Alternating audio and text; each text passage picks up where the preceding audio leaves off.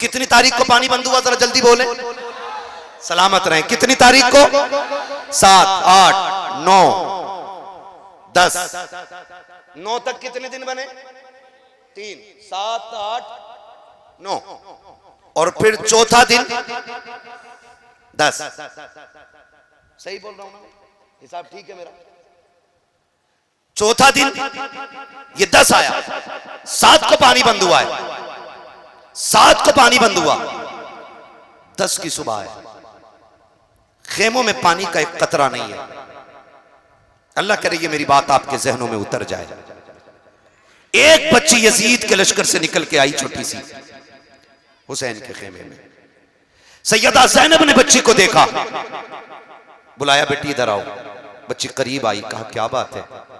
कहा कौन हो तुम हमारे काफिले में तो नहीं हो ना? तो बच्ची ने कहा वो जो सामने वाला खेमा है ना, वो हमारा है। कहा तुम्हारे बाप कौन है? कहा मेरे बाप को हुर कहा जाता है। हुर वो हैं जिन्होंने हुसैन पे पानी बंद किया है, हुर वो हैं जिन्होंने हुसैन का रास्ता रोका है। उनकी बच्ची 10 की सुबह में आ जा रही है। सैयदा ज़ैनब ने बुलाया, बुला करके कहा बेटी तब तो हमारी मेहमान बन गई हो। हमारे खानदान का उसूल ये है कि हमारे घर पे जो मेहमान आया करते हैं वो कभी खाली नहीं लुटाए जाते हैं। ए बेटी आज मजबूरी है, हमारे घर पे पानी का एक कतरा भी नहीं है। अगर होता तो तुझे पिला दिया जाता, अगर रोटी होती, एक लुकमा भी होता बेटी पहले तुझे दिया जाता। लेकिन आज अफसोस ये है कि हमारे खेमों में न पानी है न रोटी है जिससे तेरी मेहमान नवाजी की जाए। ये बेटी कभी वक्त मिल जाए तो मदीने आ जाना, वहां हम तेरी मेहमान नवाजी करके दिखा देंगे। अल्लाह अकबर। इतने में हुसैन की सकीना सामने से गुजरी है, आपके कानों में 2 बालियां थी। सैयदा ज़ैनब ने इशारा करके कहा था ज़ैनब से सकीना जरा इधर तो आओ। कहा क्या बात है फूफी? कहा बेटी हमारे घर पे मेहमान बन के आई है, हमारे घर पे आज देने के लिए कुछ नहीं है। अगर तेरी इजाजत हो तेरे कान की एक बाली से निकाल के दे दो। अल्लाह अकबर। अली का घर भी क्या घर है कि उस घर का हर एक बच्चा जिसे देखो वही शेरे खुदा मालूम होता है।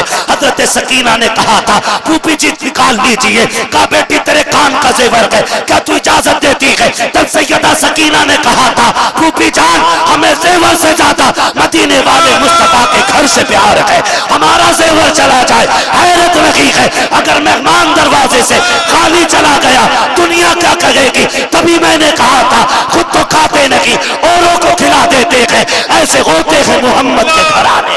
नारे तकबीर, नारे रिसालत, जिक्रे इमाम हुसैन हजरत अल्लामा मुफ्ती हम्माद रजा साहब क़िबला माशाअल्लाह। बहुत अच्छे, वाह। अल्लाहु अकबर। तवज्जो है। बेटी किसकी है? हुर की। हुर कौन है? जिन्होंने पानी बंद किया। आ गई सैयदा के घर तो आपने खाली नहीं भेजा, आपने खाली नहीं भेजा है, बल्कि अपनी बच्ची की बालियां उतार के कानों में डाली। और बच्ची जब वापस गई ना तो हजरत हुर ने देखा बेटी के कान में तो कुछ नहीं था। अब ये बालियां किधर से आ गई? बच्ची से पूछा बेटी ये कहां से लाई हो? बच्ची कहने लगी बाबा मैं सामने वाले खेमे में गई थी।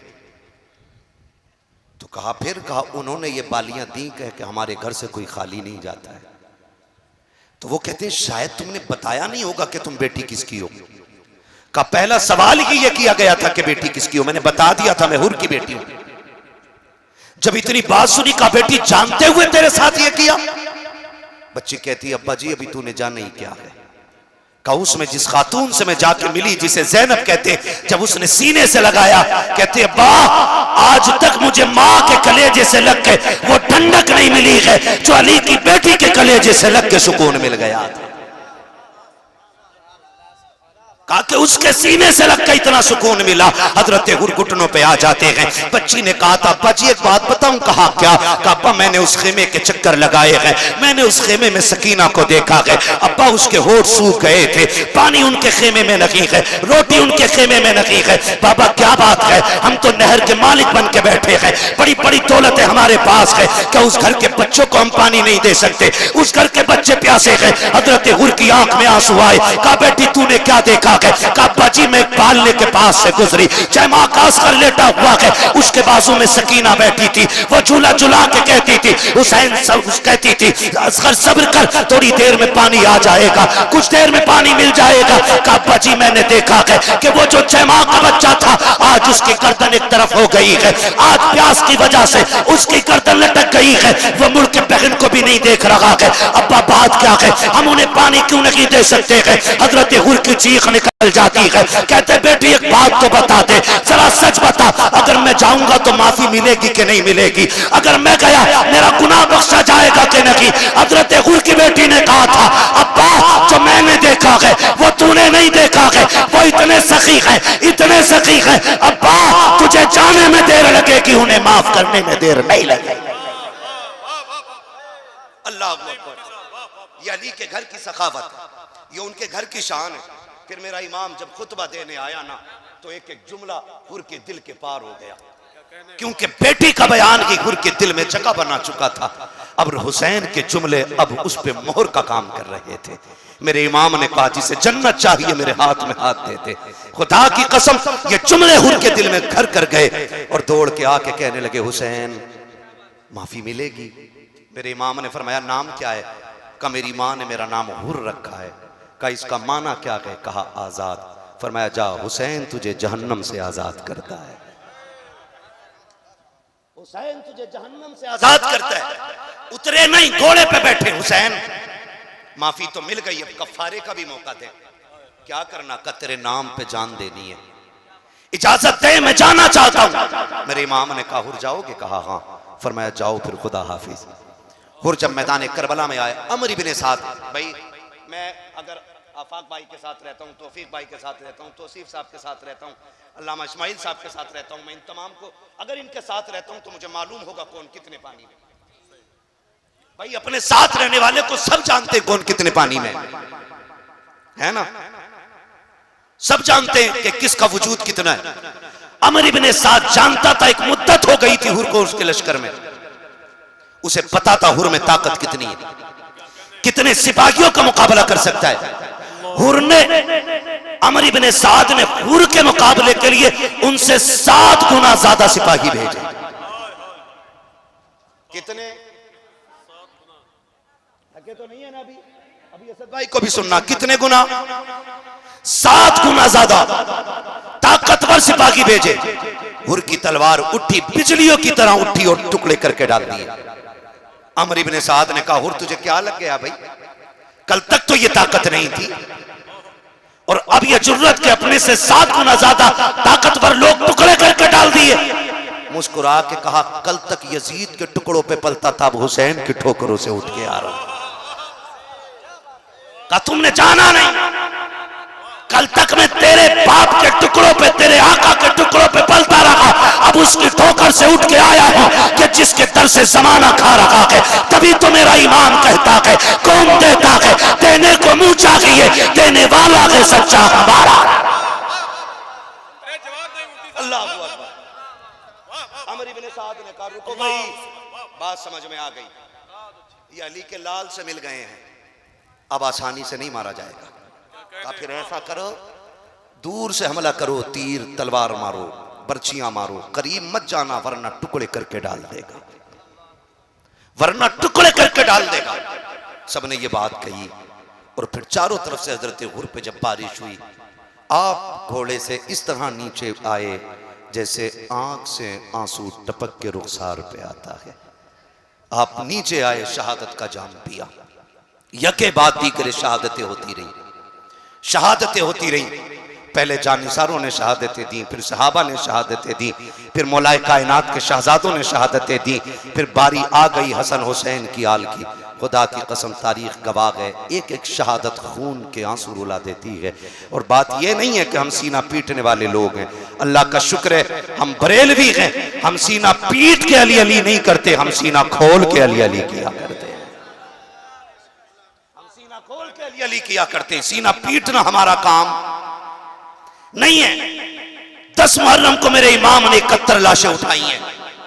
कितनी जोर से, कितनी 71, मेरा इमाम उठा के लाया। लोग बात करते हैं कि नहीं नहीं जी जी वो बेदर्दी से शहीद हो गए, बस इतना कह दो खत्म।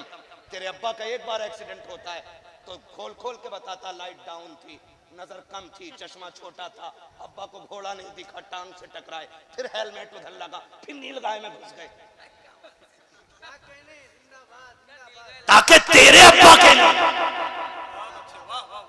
उसके दिल में दर्द पैदा हो जाए जो तेरे बाप का कुछ लगता ही नहीं। अगर हम हुसैन की शहादत उनसे खुल के बताएं जो पलते ही ज़हरा के टुकड़ों पे है, तो फिर पेट में दर्द क्यों होता है?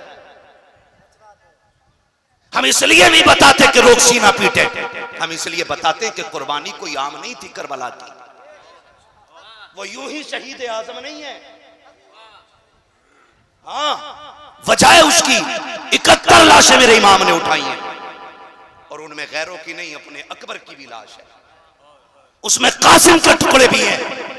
हम तो जानते हैं खुदा की कसम, रोड पे एक्सीडेंट होता है, लोग देखने वाले गुजर जाते हैं, सच्चाई दुनिया गुजरती है, क्या हुआ का हाथ फट गए हैं, कोई कहता भेजा निकला हुआ है, लोग अगर देख सकते हैं तो देख लेते हैं, नहीं देख पाते तो यूं करके निकल जाते हैं। लेकिन अजनबी लाशों पे बैठ के रोया कोई नहीं करता है। लेकिन अगर उन्हीं हादसे के मकाम पर माँ आ जाए या बहन आ जाए, भाई आ जाए या बाप आ जाए, फिर लोगों को पूछने की जरूरत नहीं पड़ती है इसका बाप कौन है। जो रोड पर अपने सर पे मिट्टी डाल रहा होता है, लोग समझ जाते हैं मरने वाले का बाप है। जिसके सर पे दुपट्टा ना हो, लोग जान लेते हैं ये मरने वाले की माँ है। जिस बहन ने होश खो दिए हो, लोग समझ जाते हैं ये मरने वाले की बहन है। हुसैन तेरे सब्र को सलाम है, तेरी जुर्रत को सलाम है। जिनका एक चला जाता है उनकी कमर टूट जाती है। तू अकबर को लाया मगर टूटा ना था, तू असगर को लाया मगर टूटा ना था, तू मोहम्मद को लाया मगर टूटा तो ना था। हद तो तब हो गई जब मेरा इमाम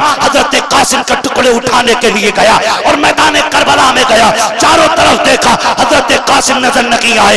आप सर पकड़ के बैठ गए, मालिक बता तो सकी मैं जाके अपनी भाभी को क्या जवाब दूंगा, मेरा भतीजा किधर गए। मैं आया अकबर को लेकर चला गया, अब्बास को लेकर के गया, एक एक करके सबको लेके गया। क्या कासिम को नहीं लेके जाऊंगा? कहाँ है मेरा कासिम? अल्लाह अकबर, यजीदियों ने इतने टुकड़े किए थे कि मिट्टी डाल दी थी टुकड़ों पे। आवाज आई गैब से, हुसैन चादर बिछा दे और कान लगा के सुन, जहां जहां से तिलावत की आवाज आती हो वहां वहां कासिम का टुकड़ा मौजूद है। मेरे इमाम ने वो चादर बिछाई है जो कंधे पे नाना मुस्तफा की रखी थी, जमीन पे ला के रखी, कान लगाया है। कहीं से सूरे रहमान की तिलावत की आवाज आ रही है, कहीं से सूरे यासीन की आवाज आ रही है। हाथ मिट्टी में डाल रखे हैं, कहीं से बाजू हाथ आ रहा है, कहीं से पैर हाथ आ रहा है, कहीं से सर हाथ आ रहा है। गठरी को उठाया है, कमर पे रखा है मेरे इमाम ने, और जब खेमे में लेकर के आए हैं, हर लाश को उसके खेमे पे इमाम ने पहुंचाया था। लेकिन जब कासिम को लेकर के आए हैं, उनके खेमे में लेकर के नहीं गए, बल्कि उनकी लाश को लेकर के उम्मे फरमा को नहीं बताया, बल्कि अपने खेमे में ला के रखा। सैयदा सकीना आ जाती है, बाबा जी भैया कहाँ है? कहा बेटी जाओ जाकर के बड़ी अम्मी को खबर कर दो कि चचा ने बुलाया है। सैयदा ज़ैनब सैयदा सकीना गई है, बड़ी अम्मी जान आपको बाबा बुला रहे हैं। हजरत ज़ैनब आई है, बैठ जाती है। इमाम मेरे इमाम ने कहा था भाभी पूछोगी नहीं कासिम कहाँ है? अल्लाह अकबर, देखो तो सही अली के घर का सब्र देखिए। खुदा की कसम कटरी को देख के कहा था उम्मे फरमा ने कि यही तो मेरे कासिम की लाश है। कहा तुम्हें कैसे पता? कहा माँ को पूछने की जरूरत नहीं पड़ती, खुशबू बता देती है बेटे जहां हुआ करते हैं। नारे तकबीर, नारे रिसालत, जिक्रे अहले बैत। है तवज्जो सारे लोगों की, खुदा सलामत रखे सारे लोगों को।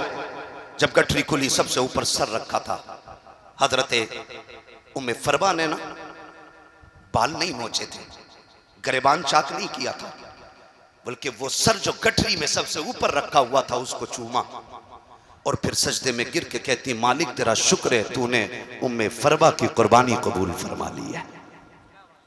ये जुर्रत ये शुजाअत उनके घर की है। 71 लाशें मेरे इमाम ने उठाई हैं। आज तो मुझे हैरत होती है यार, 10 मुहर्रम के नाम पे क्या क्या ना हुआ, कौन कौन से तमाशे और कौन कौन से मेले नहीं हुए,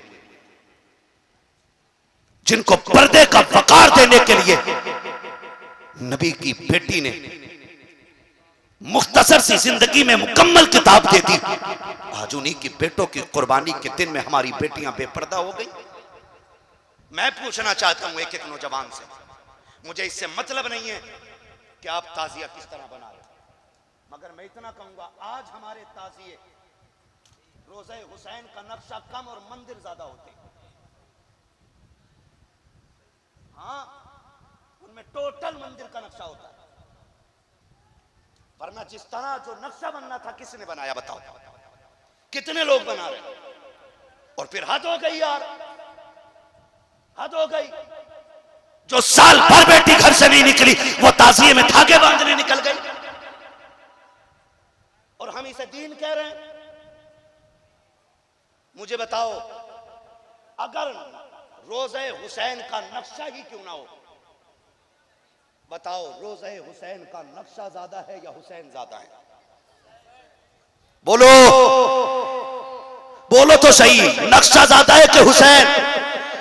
और जोर से, इतनी जोर से बोलो कि गाफिलों के कानों के पर्दे फट जाएं और उन्हें पता चल जाए कि दीन क्या है।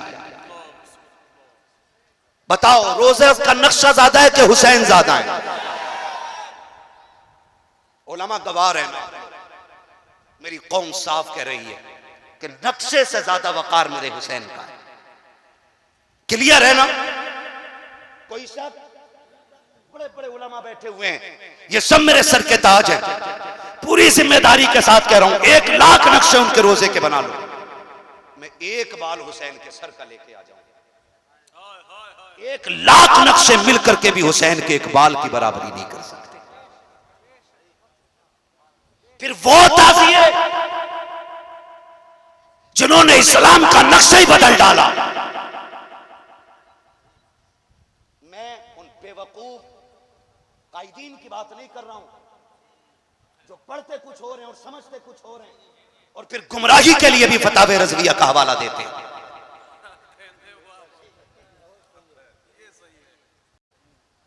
मैं नहीं चाहता इन चीजों में पढ़ना। हमारी कौम के पहले से बहुत टुकड़े हो चुके हैं, हम मजीद इन्हें टुकड़ों में ना बांटिए। अगर आपकी समझ में फतावे रज़विया नहीं आ रही है, अल्लामा इस्माइल के पास आइए, हमारे इन उलमा के पास आइए, इनके बाल सफेद हो गए कुरान पढ़ते पढ़ाते। इनसे वो चैप्टर खुलवाइए जिसकी रोशनी में तुम जवाज के फतवे दे रहे हो बैठ करके।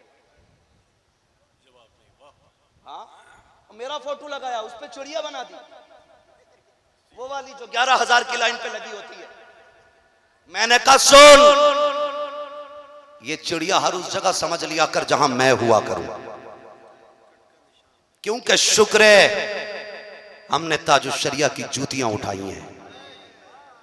तुम्हारे जैसे कुत्तों को चुटकियों में हम मिट्टी में मिलाना जानते हैं, लेकिन हमारे सामने उम्मत के और मसाइल बहुत हैं, हम उन्हीं मसाइल पे बात करना चाहते हैं। आपसे कहूंगा नौजवानों, किसी ऐसी गवार के धोखे में मत आना जो फतावे रज़विया का हवाला दे करके हमारी कौम के ईमान का सौदा करने लग जाए।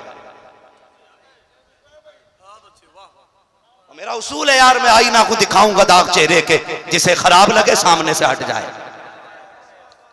हमें चापलूसी करनी नहीं आती है। हुसैन की महफिल है, उन्होंने जान दी है तो फिर जान की परवाह हम भी नहीं करेंगे। बस इतनी तो करोगे, धमकियां दोगे, गुंडे भेजोगे मारने के लिए, इससे ज्यादा तुम्हारी औकात कुछ भी नहीं है। और जिन गुंडों पे तुम कूदते हो ना, ऐसे गुंडे हमारी गलियों में प्लास्टिक बीनते हैं। औकात क्या है तुम्हारी और तुम्हारे गुंडों की? हम मौलाए कायनात के मानने वाले लोग हैं। और हैदर कर्रार से किसी ने कहा था, हुजूर एक सिपाहियों का दस्ता साथ रख लें। कहा क्योंकि दुश्मन बहुत है, हिफाजत रहेगी। तब मेरे मौला ने क्या कहा था? फरमाया था अगर मौत आ जाएगी तो 7 ताले भी अली की जान नहीं बचा पाएंगे। और जब तक मौत का वक्त नहीं आया है, पूरी दुनिया जितना चाहे जोर लगा ले, मौत से पहले अली को कोई नुकसान नहीं पहुंचा सकता। आपसे भी कहना चाहता हूं, सच्चे पक्के बरेलवी बनिए, खाली चादर के लुटेरे बरेलवी ना बनिए। एक तो भाई इस चीज पे तकरीर कर गया कि औरतें क्यों नहीं आनी चाहिए मदार पे, धंधा कर बैठे लोग। नाम नहीं लूंगा मैं, नाम लूंगा तो जबान भी खराब होगी, महफिल भी खराब होगी। बचे इन सारे लोगों से, ये खुराफाते हुए। और बस क्या कहिएगा, बस समझने की आप कोशिश करें। मुझे बस ये बता दे, याद रही वो बात, रोज़े हुसैन का नक्शा बड़ा है या हुसैन बड़े हैं? जिनका अकीदा वही बोले, कौन बड़े हैं? हुसैन बड़े हैं। मान लिया इतना। अब अगली बात कहूं, अल्लाह करे ये बात दिल में उतर जाए, ठीक है ना? कभी दास्तान करबला फिर सुन लीजिएगा, जब लोग मिंबर पे पढ़ने और बोलने वाले कम हो तब, है ना? आज लंबी कतार है और वक्त भी मेरा मुकम्मल हो चला है। बस मैं आखिरी बात अर्ज कर रहा हूं, जरा कह दें या हुसैन। नहीं, आवाज नहीं निकली, जरा बोलें या हुसैन। बड़ी मेहनत से जलसे होते हैं और कोशिश ये रहती है इनमें कुछ लेके हम जाएं। अगर कुछ नहीं लेके गए ना तो फिर तब्दीली नहीं आएगी कौम में। आपको नेकियां मिल जाएंगी, आपको अल्लाह जन्नती बना देगा। ये फसाइल अपनी जगह है, लेकिन तब्दीली नहीं आ सकती है। तब्दीली तभी आएगी जब अमल करने के लिए बात सुनी जाएगी, ठीक है ना? अगर आवाज है गले में तो बोलें जरा, बताइए रोजा बड़ा है कि हुसैन बड़े? और जोर से कौन? मुहर्रम की 10 तारीख है, 71 लाशें मेरे इमाम ने उठाई हैं, खुद सवारी पे सवार है। कहा ज़ैनब, कहा जी भैया, कहा सुनो, मेरी शहादत पे बाल ना नोचना, मेरे इंतकाल पे गरेबान चाक ना करना। फरमाया बहन मेरी लाश पे बेपर्दा मत आ जाना। एक तारीख की कोई लकीर मुझे लिखी हुई एक लाइन दिखा दो जिसमें यह लिखा हो हुसैन बाल नोच करके, ज़ैनब बाल खोल करके हुसैन की लाश पे आई हो।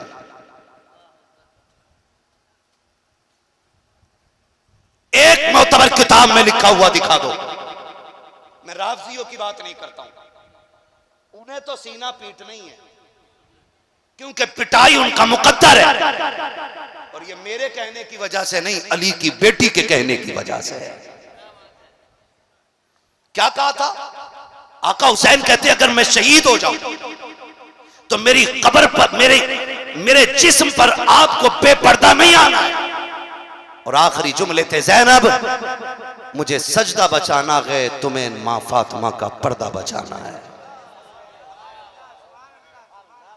मैं सजदा बचाने जा रहा हूं, तुम्हें पर्दा बचाना है। मेरा इमाम मक्तल में गया, तारीख गवाह है, इमाम शहीद हो गए हैं, लाशों पे घोड़े दौड़ गए हैं, लेकिन किसी ने सैयदा ज़ैनब को बेपर्दा नहीं देखा है। हाथ जोड़ के कहता हूं बहनों के भाइयों से, बेटियों के बापों से, क्या डूबने के लिए इतना ही कम है कि दिसंबर के अंदर 5 मुस्लिम बच्चियां गैर मुस्लिमों के साथ होटल में पकड़ी गई है? क्या ये मर जाने के लिए कम है? कोसी जैसे शहर के अंदर पर्दा तोड़ने वाली बेटी गैर मुस्लिम के साथ चली गई है, क्या यह डूबने के लिए काफी नहीं है? रामपुर जैसे शहर के अंदर एक मुस्लिम बच्ची ने सैकड़ों मुस्लिम बच्चियां गैर मुस्लिम बच्चों के हवाले की है, क्या मरने के लिए यह काफी नहीं है? क्या तुम मरने के लिए इतना नहीं है? हम किस दिन संभलेंगे? कभी डोरी के नाम पे बेटियां निकाली, कभी ताजिए के नाम पे बेटियों को बेपर्दा किया। कौन सा मुंह सैयदा ज़ैनब को दिखाओगे? तुम्हें खुदा का वास्ता, अगर ज़ैनब हुसैन जैसे भाई के जिस्म पे बेपर्दा नहीं आती तो बेटियों को इन ताजियों पे जाने की इजाजत किसने दी है? ताकि बांधने की इजाजत किसने दी है? सुनो, तुम्हें ज़ैनब का वास्ता है, तुम्हें फातिमा का वास्ता है, जाके बेटियों से कह देना, ए बेटी हुसैन वाली वो नहीं होती है जो ताजियों पे धागे बांधती है, हुसैन वाली वो होती है जो सरों पे दुपट्टे बांधा करती है।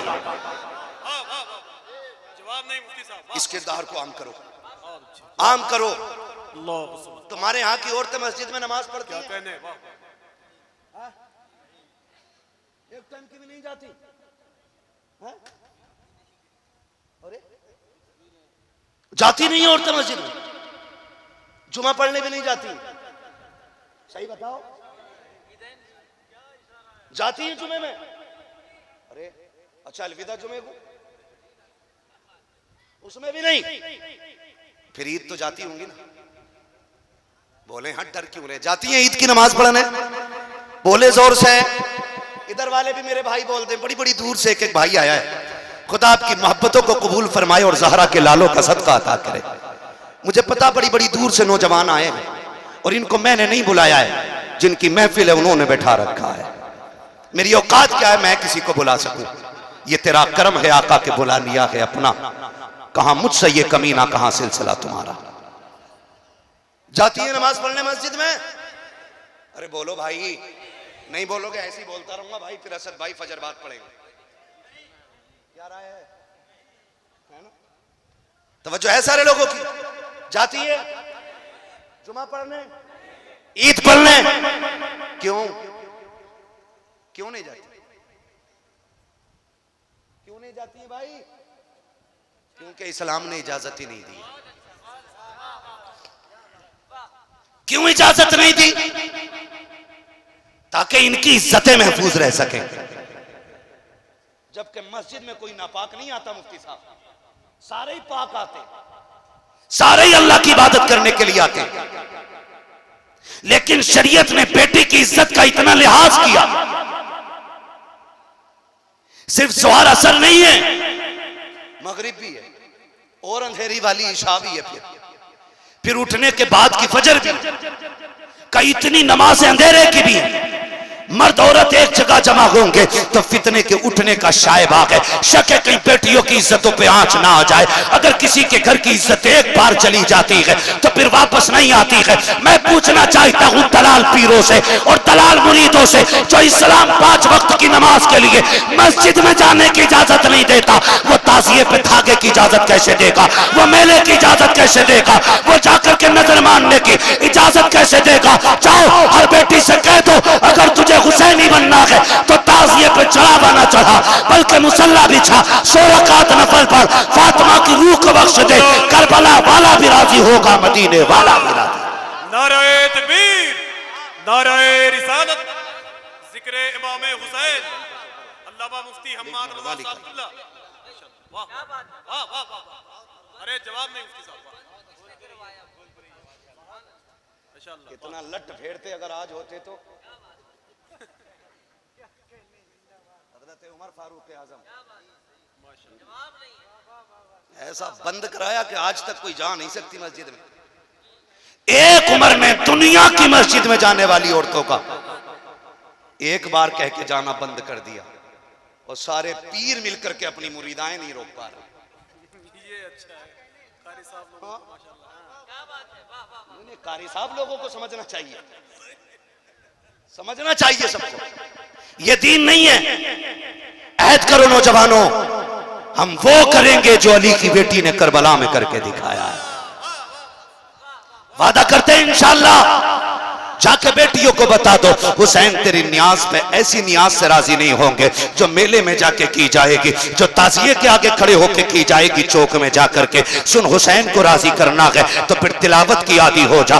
पूछना चाहता हूं एक एक बेटी से, जाओ बताओ तो सही पर्दा किसे कहते हैं? मैंने बड़े बड़े पर्दों वाली बेटियां देखी हैं, बड़े मैंने उसूल के घराने देखे हैं। अगर एक बेटे का इंतकाल हो जाता है तो माँ के दुपट्टे का पता नहीं होता है, बहन के कपड़ों का ख्याल नहीं होता है। मगर ज़ैनब तेरे हौसले को सलाम है, शरीयत की पाबंदी को सलाम है। तूने खातूने जन्नत की बेटी होने का हक अदा किया है। ओनो मोहम्मद के लाश पर घोड़े दौड़ते रहे लेकिन पर्दा नहीं छूटा है। सगे भाई की लाश पर घोड़े दौड़ गए लेकिन पर्दा नहीं छूटा। खानदान की लाशों को घोड़ों तले रौंद दिया गया लेकिन पर्दा नहीं छूटा। और अगली बात करने लगा हूं, जब खेमों को लूटा जा रहा था तब अली की बेटी मगरिब की नमाज पढ़ रही थी। जब खेमे जलाए जा रहे थे तब ईशा की नमाज पढ़ रही थी। कोई अली की बेटी ने बता दिया, हम दुनिया के लिए नहीं, हम तो खुदा के लिए दुनिया में तशरीफ लाए। यही हर घर का निजाम होना चाहिए, वरना फिर कोई मतलब नहीं रह जाता। अगर तेरी बेटी मेकअप करके ताजिए के आगे खड़ी है तो कोई मतलब नहीं है तेरे सबील का, कोई मतलब नहीं है तेरे इंतजाम का। बड़ी कुर्बानियां लगी हैं तब दीन यहां तक पहुंचा है, बड़ी कुर्बानियां लगी हैं। पर्दा देखो, खुदा की कसम अगर मैं पर्दे की बात करूं ना, एक रिवायत मैंने पढ़ी है लेकिन मैं इसको इसलिए कम बयान करता हूं कि पता नहीं ये मोतबर है कि गैर मोतबर है। क्योंकि अमर इब्ने साद से यजीद ने कहा था, इब्ने ज़ाद ने कहा था अमर इब्ने साद से कि यार चलो सर तो काट लिए, फतह भी कर ली और जीत भी गए हम, लेकिन एक बात बताओगे कहा क्या? कहा तुमने इतने छोटे छोटे सर काटे, क्या तुम में से किसी को भी पूरी जंग में एक बार भी रोना नहीं आया? ये इब्ने ज़ियाद ने अमर इब्ने साद से कहा। तवज्जो है सारे लोगों को। इब्ने ज़ियाद ने कहा कि तुम जो सर काट लाए हो, अच्छी बात है, जंग हो गई, हम जीत गए। उस कुत्ते के लफ्ज ये थे कि अल्लाह ने अमीरुल मोमिनीन को फतह अता फरमाई और बाकियों को अल्लाह ने शिकस्त फाश दी, मगर ये तो बताओ क्या तुम्हें पूरी जंग में किसी पे तरस नहीं आया? अमर इब्ने साद जैसा कुत्ता कह रहा है, इब्ने ज़ियाद जैसा। अब अमर इब्ने साद का जवाब सुनो। उसने कहा एक बार तो मुझे भी रोना आ गया था। कहा कब? तवज्जो है भाई, मैं इन लोगों के हुक्म पे आगे चल रहा हूं, वरना मेरा वक्त मुकम्मल हो गया। ठीक है ना? क्या कहा कि एक बार तो मुझे भी रोना आया। कहा कब? कहा जब हुसैन घोड़े से नीचे आए और आपका घोड़ा वापस खेमे में पलटा, जीन खाली थी। हुसैन जब नीचे आए, किसी में जुर्रत नहीं थी, कोई अली के बेटे के पास चला जाता। उसने कहा मैंने 42 फौजियों को भेजा था, सर काट के लाओ। कहा जब अली के बेटे ने यूं सर घुमाया तो सारे तलवार छोड़ के आ गए थे। कहता उसी बीच में जब घोड़ा पलटा और घोड़े की जीन हुसैन की सकीना ने खाली देखी, कहा उसने खेमे से निकल के मक्तल की तरफ देखा, हुसैन कायदे में बैठे थे करबला के मैदान में। कहा तब हुसैन की सकीना दौड़ के आई। कहता पैदा करने वाले की कसम, पर्दा बहुत अहम था हुसैन के घर का, कि वो 7 साल की सकीना भी इस तरह आ रही थी कि मैंने उसके चेहरे की एक झलक भी नहीं देखी थी। ये वो कह रहा है अमर इब्ने साद, ये कह रहा है मैंने एक झलक उसके चेहरे की नहीं देखी। का 7 साल की बेटी का पर्दा ऐसा था। का सुन रोना कब आया? का जब बेटी आई हुसैन की गोद में बैठी और बाप के चेहरे का लहू साफ करने लगी। मेरे इमाम बेटी से प्यार कर रहे, बेटी बाप से प्यार कर रही है। का मैं सामने खड़ा था तो हुसैन ने एक दहाड़ मारी और एक मर्दाना आवाज में कहा था, कुत्तो अपनी नजरें फेर लो, मैं अपनी पर्दे वाली बेटी से मुलाकात कर रहा।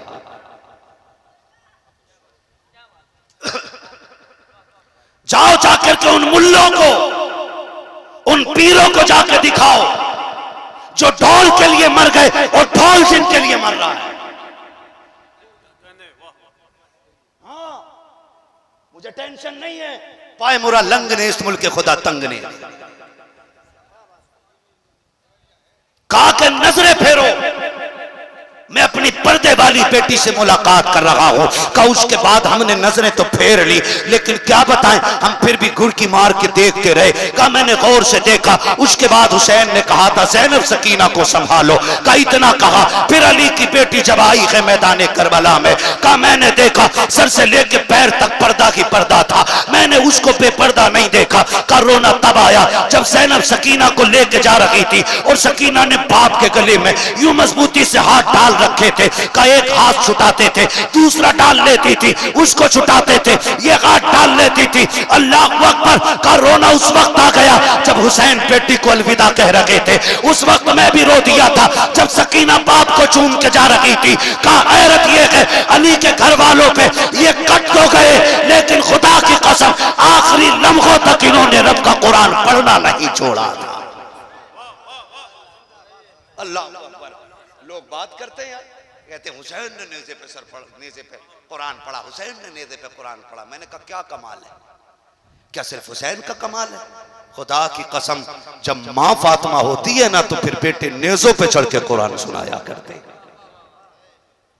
ये तरबियत माँ की होती है भाई। जो मुहर्रम के नाम पे मेलों में जाके लुट गई, वो किस मोहम्मद बिन कासिम को जन्म देगी? वो किस सलाहुद्दीन अय्यूबी को जन्म देगी? खुदारा बदलें अपने रवैये, मुहर्रम के नाम पे पर्दों की तौहीन न करें, ताज़िये के नाम पे हुसैन की बचाई हुई शरीयत से खिलवाड़ न करें। हुसैन अपने लिए करबला में नहीं आए थे, हुसैन खानदान के लिए करबला में नहीं आए थे, बल्कि ये जुमले थे आपके मक्के से चलते वक्त जब कहा था हुसैन आपका हो तो यजीद के पास इतनी फौज नहीं जितनी अली के बेटे के पास फौज इकट्ठी हो सकती है। फरमाया मैं लड़ने नहीं जा रहा हूं।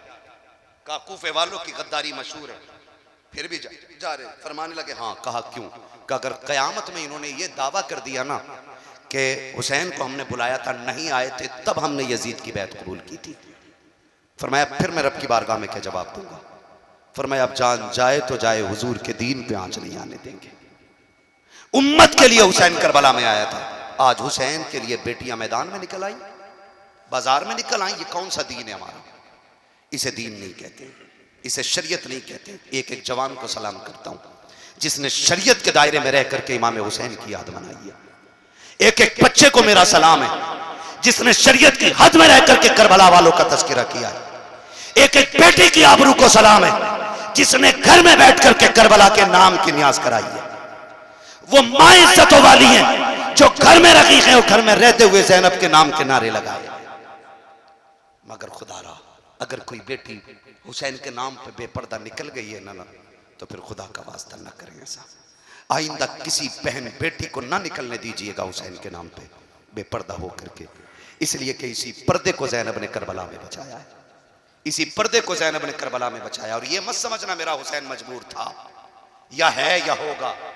हुसैन कल भी मुख्तार था, आज भी और कल भी मुख्तार रहेगा। हाँ क्यों?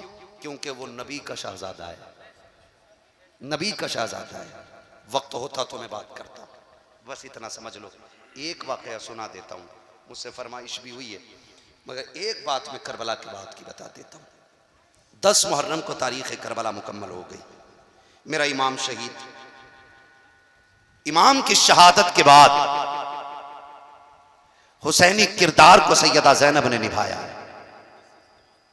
जब करबला से इस काफिले को ले जाया गया तो 72 नेज़ों पे 72 सर। अहले बैत अतहार की शहजादियां ऊंट की नंगी पीठों पर, सबसे आगे अमर इब्ने साद, उसके पीछे हुरमला, उसके पीछे खूली, उसके पीछे सिनान। ये इस तरतीब से चले आ रहे थे। और मेरा इमाम ज़ैनुल आबिदीन पैरों में बेड़ियां, हाथों में हथकड़ी, गले में तोक। मुअर्रिखीन ने लिखा है कि हथकड़ियां जमीन पे सबसे पहले इमाम ज़ैनुल आबिदीन के लिए बनी। सॉरी, तोक गले का सबसे पहले इमाम ज़ैनुल आबिदीन के लिए बनाया गया। और इतना वजनी था वो तोक कि आप उसके वजन की वजह से रुकू की तरह झुक के चल रहे थे। क्या पता दीन क्या है। हमने तो ढोल को ही दीन समझ रखा है, हमने ताशों में दीन समझ रखा है। ढोल ताशे बजे।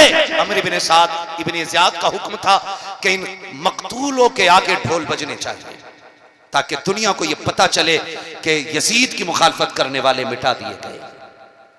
इसलिए ढोल बजवाया था उसने ताकि लोग इनका तमाशा देखने के लिए आए, इसलिए ढोल बजाया गया था। बहुत गौर से सुनिएगा। यह काफिला चला, कैदियों में सबसे आगे इमाम ज़ैनुल आबिदीन जो पैदल चल रहे थे, उनके पीछे सैयदा ज़ैनब जो ऊंट की नंगी पीठ पर रस्सियों में जकड़ी हुई हैं, उनके पीछे बाकी शहजादियां और औरतें और बच्चे थे। काफिला चलता रहा। एक जंगल से जब काफिला गुजरने लगा, इमाम ज़ैनुल आबिदीन ऐसे चल रहे थे कि पैर पूरा नहीं उठता था, बल्कि कमजोरी और तकलीफ का आलम यह था कि पैर खचेड़ के चल रहे थे, पैर खचेड़ के चल रहे हैं। रास्ते में एक बूढ़ी खड़ी है, उसके हाथ में एक चादर है, चादर में गठरी बनी है, गठरी में कोई चीज है। सबसे आगे अमर इब्ने साद। उसने कहा ठहर, ये काफिला तेरा ही है? कहा हाँ। कहा तू सिपे सलार है इसका? कहा हाँ। कहा मेहरबानी कर एक बात बता, क्या तेरे इतने बड़े लश्कर में कोई तबीब है? तबीब मीन समझते? डॉक्टर, कोई तबीब है? तो अमर इब्ने साद ने मजाक बनाने के तौर पे इमाम ज़ैनुल आबिदीन की तरफ देखा और देख के कहने लगा मेरे पास तो नहीं है, इससे पूछ ले, ये जो कैदी आ रहा है ना, हो सकता है ये तबीब हो। वो मजाक के तौर पे कह रहा है। बूढ़ी आगे बढ़ी और जाके इमाम सज्जाद से कहती है क्या तू तबीब है? मेरे इमाम ने मुस्कुरा के अमर इब्ने साद का चेहरा देखा और फरमाने लगे माँ मैं भी तबीब, मेरा घर भी तबीब, मेरा घराना भी तबीब होगा है। तू मर्ज बता। कहा मेरा बेटा बीमार है, चल के जरा देख ले। फरमाने लगे अम्मा आज हम इनके कैदी हैं, इनसे इजाजत ले ले तो हम चलें।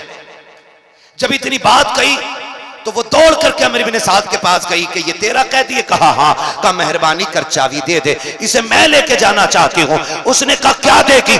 माँ ने अपनी झोली खोली, कहा सुन ये 7 बेटियों का जेवर है, 7 बेटियों का जेवर लेके आ गई हूँ। 7 बेटी है, 1 बेटा है, बेटा मौत के करीब है। बहनों ने सारा जेवर दे दिया था और कहा था अम्मी तबीब लेके आना ताकि भाई को कुछ ना हो सके। कहा ये कह के 7 बेटियों ने सारा जेवर दे दिया। कहा ले ये सारा जेवर ले ले, हमें तबीब दे दे। उसने सारा जेवर लिया क्योंकि वो देगी दौलत के कुत्ते। और जब चाबी देने लगा उसने कहा सज्जाद अगर हमारी बात मान ली होती तो इस चाबी के मोहताज नहीं होते। मेरे इमाम ने जलाल में कहा था तुम्हें क्या लगता है हम तुम्हारी चाबी के मोहताज हैं? कहा चल के दिखाओ। फरमाया चाबी रख अपने पास। आपने गुस्से में जैसी पैरों की तरफ देखा है, नजर पड़ते की बेड़ियां टूट के पानी की तरह बहना शुरू कर देती, बेड़ियां टूट जाती हैं। फरमाया संभाल अपनी चाबियां। हथकड़ी भी टूट गई और गले का तोक भी पानी की तरह बह गया। कहा मां चल तेरा बेटा देखना है, तेरा बेटा देखना है। गए, अभी घर थोड़ा सा दूर रह गया था, घर थोड़ा सा दूर रह गया था। बेटी ने दरवाजे पे खड़े होकर कहा अम्मी अब तबीब की जरूरत नहीं रही है, भाई खत्म हो गया है, अब डॉक्टर को वापस भेज दे। बूढ़ी कहने लगी तबीब तेरी मेहरबानी, तू थक के आया, चल के आया, जा वापस चला जा। बेटा ही नहीं रहा तो अब तू किसे देखेगा? इमाम सज्जाद कहते अम्मी इजाजत दे तो मैं तेरे घर तक आ जाऊं। कहा बेटे मैं देखती रह गई हूं, तुझसे पूरा कदम नहीं तो रखा जा रहा है, तेरा एक एक कदम कीमती है, क्या करेगा आकर के? वापस चला जा। कहते अम्मा तो मेहमानों से ऐसा रवैया नहीं दिखाया जाता है, दरवाजे से मेहमान नहीं लुटाए जाते हैं, माँ इजाजत दे ना अंदर आने की। इमाम सज्जाद अंदर आए हैं, क्या देखते हैं 7 बहनें हैं चारों तरफ बैठी हुई हैं। इमाम ज़ैनुल आबिदीन भी जाके खड़े हो जाते हैं। जब बेटियों को रोते हुए देखा आपकी आंख में आंसू आ गए। एक बच्ची ने कहा था भाई हमारा गया कि तू क्यों रो रहा है? इमाम ज़ैनुल आबिदीन ने कहा था तुम्हारे आंसू देख के मुझे मदीने वाली सुहरा की याद आ गई है, मुझे अकबर की बहन याद आ गई है, उसकी याद ने रुला दिया है। कहा जा आगे बढ़े हैं और आगे बढ़ करके उस नौजवान की चादर हटाई है। फरमाया था सुन भाई बहनों को रुलाया नहीं करते हैं, उठ जा और बहनों को तसल्ली दे। इतना कहना था मुर्दा भाई उठ के बैठ जाता है। कहते अम्मा ले तेरा बेटा जिंदा हो गया है। उसके बाद पूछते हैं बता जेवर कितना था? का 7 बेटियों का जेवर था। का जा जितना सोना चाहिए उतनी मिट्टी लेके आ जा। पूरी दौड़ के गई है, दामन में मिट्टी भर लाई है। मेरे इमाम ने हाथ लगाया, का देख क्या है? अल्लाह ने सारी मिट्टी को सोना बना दिया है, मिट्टी सोना बन गई है। कहते अम्मा अब बेटा भी मिल गया है, सोना भी मिल गया है, अब तो जाने की इजाजत दे दे। बूढ़ी कदमों पे गिर जाती है, कहती है शहजादे ये तो नहीं जानती हूँ तू किस माँ का लाल है, किस घराने से ताल्लुक रखता है, कौन सी शाने लेकर के तू चल रहा है, लेकिन इतना तो बता के जाना पड़ेगा। कहा क्या? कि वो नेजों पे सर किसके थे, वो कटे हुए सर किसके थे? मेरे इमाम ने कहा था वो सब मेरे खानदान के सर हैं। कहा अच्छा, का सबसे आगे सर किसका था? कहा मेरे बाप का सर है। उसके पीछे सर किसका? का चचा अब्बास का सर है। का वो सर किसका था? का अकबर का सर था। का वो सर किसका था? का कासिम का सर था। एक एक सर को बताते रखे। बूढ़ी ने कहा बेटे एक बात बता दे, तू मुझे बतागा कि नहीं? कहा मां पूछ तो सकी। कहा तूने मेरा एक जिंदा कर दिया है, अपने 72 जिंदा क्यों नहीं कर सका है? ये भी बता के चला जा, ऐसा कौन सा राज है कि मेरा एक मरा उसे जिंदा कर गया, तू अपने 72 को जिंदा ना कर सका? मेरे इमाम ज़ैनुल आबिदीन ने कहा था अम्मा जी मेरी मजबूरी है, वरना मैं 72 भी जिंदा कर लेता। कहा कौन सी मजबूरी है? कहा यहाँ नहीं पता चलेगा, मेरे साथ चल, मैं तुझे चल के दिखाता हूँ, तब समझ में आएगा। पूरी आई है, उस जगह पे आए हैं जहां नेज़े पे मेरे इमाम का सर रखा हुआ है, और पीठ के पीछे आकर के पीछे की साइड में इमाम ज़ैनुल आबिदीन खड़े हुए हैं और खड़े होकर कहते हैं अब्बा जी जरा रुख इधर कीजिए, यहाँ तक लिखा है। इतना कहना था सरे हुसैन बेटे की तरफ घूम जाता है।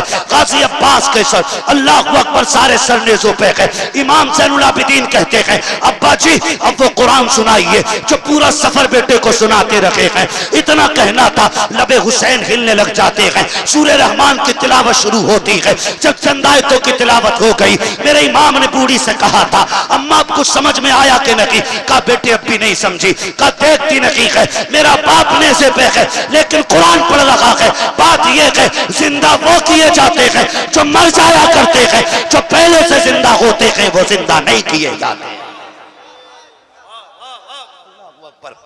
कत्ले हुसैन असल में मरगे यजीद है। इस्लाम जिंदा होता है हर करबला के बाद। पूरे काफिले को लेकर के सैयदा ज़ैनब मदीने तक लेके आई और मदीना शरीफ जब आ गया ना, सैयदा ज़ैनब ने रुख किया फिर करबला की तरफ। कहा सज्जाद जरा करीब आओ।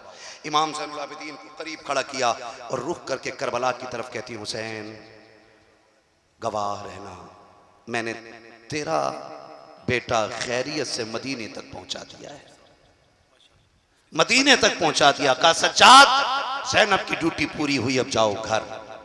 इसीलिए मैं कहता हूं बचा के कूफे से आबिद को लेके आई है, कमर में बारे इमामत उठा के लाई है। अली की बेटी को झुककर सलाम करी सलाम, तेरी अमानतें घर तक बचा के लाई है, तेरी अमानतें घर तक बचा के लाई है। फरमाया गया इन्नल्लाह मास्साबिरीन, अल्लाह सब्र करने वालों के साथ है, सब्र करने वालों के साथ है। अपनों को माफ़ करने का हौसला रखे, अपनों की खताओं को बख्शना सीखे। अपना दिल तोड़ दे तो सीने से लगाने की ज़रूरत रखिएगा। एक दूसरे से दुश्मनी निभाने का वक्त नहीं है, एक दूसरे मुसलमान भाई को सीने से लगाने का वक्त है। अब हवाएं हमारे खिलाफ हो गई हैं, दुश्मन ताक में है। अब हुजूर की उम्मत को होश के नाखून लेने की ज़रूरत है। मैं जितने नौजवान बैठे सबसे कहूँगा खुदारा तालीम हासिल करें, इल्म हासिल करें, पढ़ें और इतना पढ़ें कि तुम्हारे कलम, तुम्हारी जेब का कलम तुम्हारी ताकत का एहसास दिला दे, ताकि तुम्हें कोर्ट में खड़े होकर के कचहरियों में जाकर के किसी के आगे दौलत फेंक करके उसके जूते उठाने ना पड़े। इतने काबिल बन जाइए कि लोग तुम्हारे कलम से घबराने लग जाए। और नौजवानों, अमीर होना बड़ा बात नहीं है, पैसे वाला होना बड़ी बात नहीं है, कोठियों वाला होना बड़ी बात नहीं है। बड़ी बात यह है कि आप इल्म वाले बन जाइएगा, इल्म वाले बन जाइएगा। मैं अगर पूछ लूँ ना, इस हजारों के मजमे में कितने नौजवान आईएएस की तैयारी कर रहे हैं, कितने आईपीएस की तैयारी कर रहे हैं, या कितनों ने आईएएस फाइनल कर लिया है, कितनों ने आईपीएस कर लिया है। मुश्किल से 1% बंदे खड़े नहीं हो सकते। क्या राय तौफीक भाई, सही है ना? 1% हमारे नौजवान इस लायक नहीं है कि किसी पोस्ट वाले बंदे के आगे खड़े होकर बात कर सके। रोना इस बात का नहीं है कि तुम्हारी हुकूमत नहीं है, रोना इस बात का नहीं है कि तुम सत्ता में नहीं हो, रोना इस बात का नहीं है कि पावर तुम्हारे पास नहीं है, रोना इस बात का है कि तुम में काबिल कोई नहीं।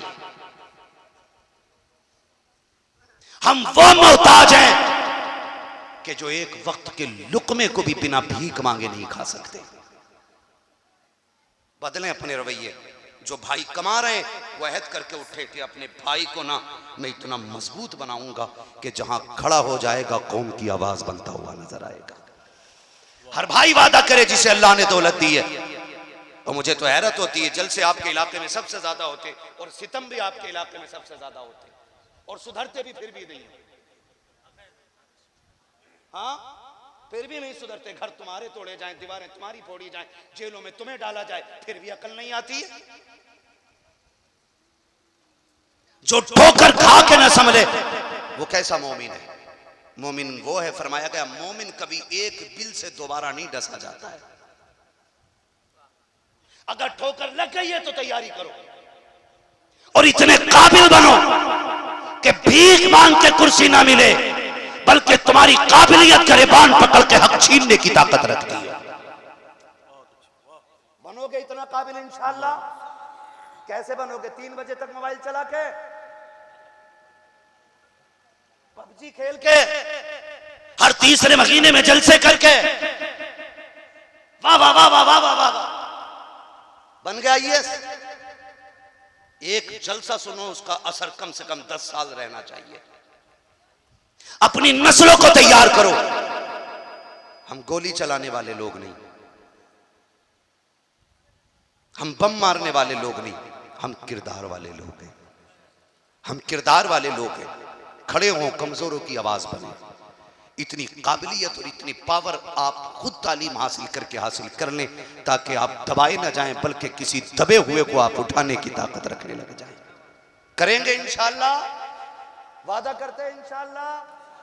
अच्छा, मैं एक मजार बनवा रहा हूं आपके इलाके में, चंदा दे दोगे? हैं? दोगे चंदा भाई?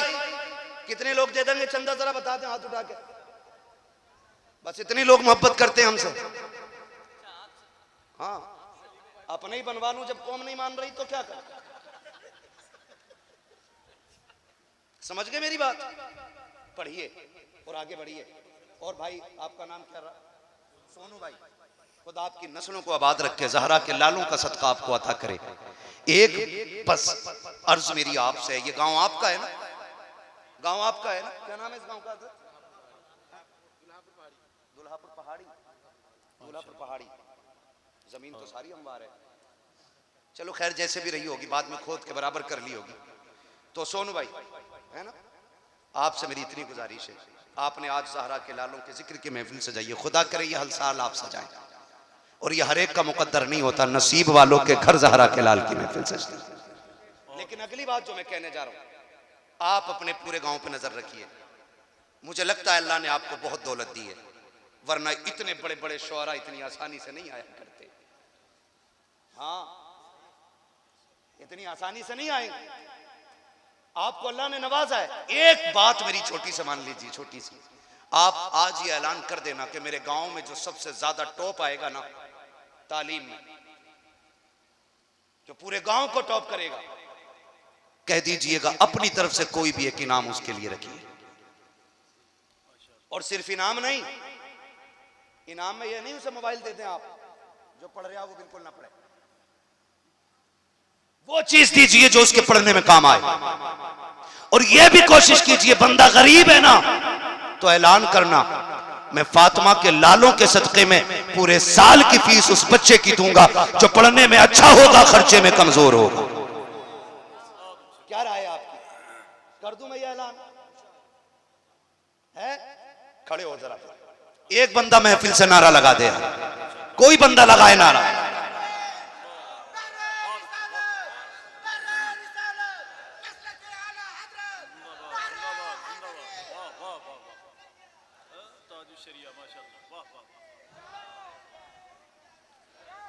मैंने सोनू भाई से कह दिया है, अगर आपकी इस बस्ती में कोई बच्चा टॉप करेगा और गरीब होगा, ताकत नहीं होगी आगे बढ़ने की, माइंडेड होगा, उसका खर्चा ये उठाएं जितना हो सके। खुदा की कसम खा के कहता हूं, जलसा एक दिन सजा के, जिस दिन ये MBBS बन करके मेडिकल लाइन में जाकर के कुर्सी पे बैठ के कहेगा, लोगों 6 दिन दवाइयां पैसे लेकर दी जाएगी, एक दिन दवाई सारा के लालों के नाम पे फ्री लुटाई जाएगी। दवाइयां ये देगा, अल्लाह बरकतें आपके खाते में अता फरमाता रहे। मैं उसे सेठिया नहीं मानता जो मुंबई से गाड़ी ला के गांव में चला के दिखाता है। वहां भंगार का मालिक हो, यहां भी भंगारी लगे। मेरी नजर में सेठ वो है जिसे अल्लाह ने दौलत दी है तो वो समझे ये सिर्फ मेरे लिए नहीं, हुजूर की गरीब उम्मत का भी इसमें हिस्सा रखा गया है। अब नौजवानों तुम्हें पढ़ना है, कोई ये उज्र ना करे मैं पढ़ना चाहता था, पैसे नहीं थी, मेहनत कर, गांव को टॉप कर और अच्छी डिग्री लेके आ। कामयाबी के लिए हुसैन का गुलाम तेरी मदद के लिए तैयार बैठ गया है। करेंगे इंशाअल्लाह। और फिर हिम्मत हारने की जरूरत नहीं है आपको। आपके हौसले के लिए मैं ये बात कह दूं, मेरे इमाम ने कहा था, आता है फकीरों पे उन्हें प्यार कुछ ऐसा, खुद भीख दें और खुद कहें मंगते का भला हो। मंगता तो है मंगता, कोई शागों में दिखा दो जिसको मेरे सरकार से टुकड़ा ना मिला। करेंगे इंशाअल्लाह। अल्लाह ताला हमारी इस महफिल को अपनी बारगाह में कबूल फरमाए, सबको ज़हरा के लालों का सदका अता फरमाए। और ये महफिल सजी है, इसमें जो भी बातें कही गई हैं